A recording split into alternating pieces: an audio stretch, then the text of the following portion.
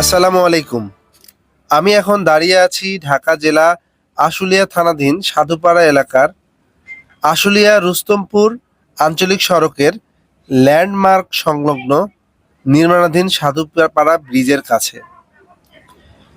পরিত্যক্ত এই ব্রিজটি দীর্ঘদিন ধরেই এই অবস্থায় পড়ে আছে। বিকল্প যে ব্রিজটা তৈরি করা ছিল তা এখন চলাচলের অনুপযোগী হয়ে গেছে জং পড়ে। প্রতিনিয়ত দুর্ঘটনায় পড়তে হচ্ছে এলাকাবাসীর। সাধুপাড়া নির্মাণাধীন ব্রিজ সংলগ্ন অস্থায়ী ব্রিজটি ব্যবহার করার সময় প্রতিনিয়ত দুর্ঘটনা ঘটছে। ব্রিজে ওঠার পথটি খুবই সরু আর ঢালু হওয়ায় পথটি সমান না থাকায় যানবাহন উল্টে গিয়ে খাদে পড়ছে এবং অনেকেই পড়ে গিয়ে গুরুতর আহত হয়েছে। এই ব্রিজের দক্ষিণ দিকেই তানজিমুল উম্মাহ মাদ্রাসা এবং ড্যাফোডিল ইউনিভার্সিটির মতো একটি বৃহৎ বিশ্ববিদ্যালয় রয়েছে। এই এলাকায় ছোট বড় মিলিয়ে অসংখ্য গার্মেন্টস রয়েছে, যেখানে হাজার হাজার জনগণের কর্মসংস্থান, এবং তারা প্রত্যেকেই এই ব্রিজটি ব্যবহার করে তাদের গন্তব্যে পৌঁছায়। সাধুপাড়া ব্রিজটি ছোট্ট একটি ব্রিজ।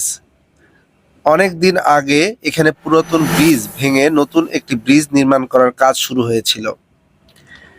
দায়িত্বশীলতার সাথে কাজ করলে যেটি হয়তো 1 মাসেও শেষ হয়ে যেতে পারত, সেখানে কয়েক বছর কেটে গেলেও বৃষ্টির দেখা মেলেনি।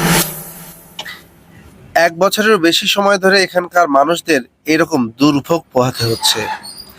বিভিন্ন সময়ে এখানকার দুর্ভোগ ও দুর্ঘটনার দৃশ্য সামাজিক যোগাযোগ মাধ্যমে প্রকাশ করা হলেও টনক নড়েনি সংশ্লিষ্ট ঠিকাদার প্রতিষ্ঠানের।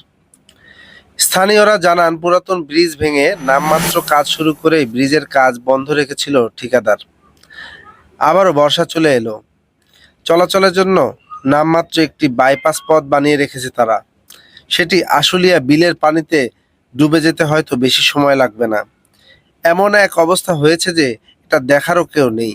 স্থানীয় প্রশাসন এবং এলাকার গণ্যমান্য ব্যক্তিদের প্রতি আমার উদাত্ত আহ্বান, উদ্যোগ নিয়ে বৃষ্টির কাজ দ্রুত গতিতে শেষ করে জনমনে স্বস্তি এবং শান্তির ব্যবস্থা করে দেবেন।